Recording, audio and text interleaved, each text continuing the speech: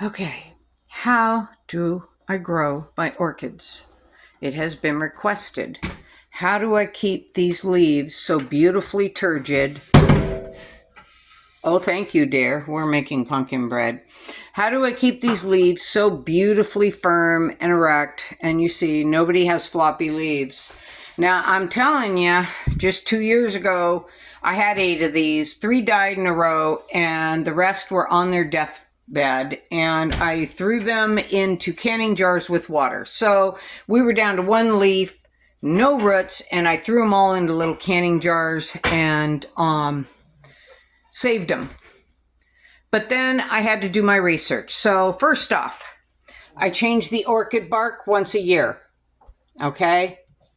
Once that bark, which is pine bark, I only use orchid bark, once it starts to decompose, the plant will die. It will rot and die. They're not meant to grow in soil. When it decomposes, it turns into soil. So that's tip number 1. And then tip number 2 is, especially during the summer, I will pull these from the window, set them in the sink, fill them with warm water, soak them for an hour, and then dump it. The other tip is I always keep the reservoir. Let's see if I can get one of these to lift.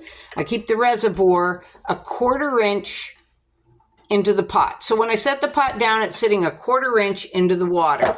So you could see, and I could tell, I've kind of marked it off with a Sharpie to learn how deep it goes. And you could see it's got nice roots. If a root goes down into the stuff, it will rot. That's fine. I just cut it off. I just keep the water just kissing the bottom of the pot so they never dry out. So I never get floppy leaves. And these things just kick out leaf after leaf after leaf. Third tip, you want to always have them where they want to be. And these things will only be happy in my west window with the sink here, which keeps the humidity at about there. So we're at 66% humidity, 70 degrees. Also, when I want leaves, I give them this. When I want flowers, I give them this. No, I'm not sponsored. They don't even know I exist. And I use this on all my plants, whether I want leaves or flowers. So that's my tip.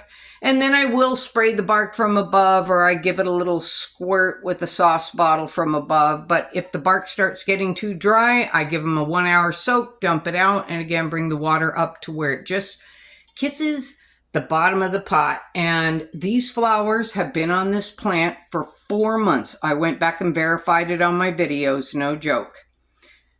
Thanks for watching.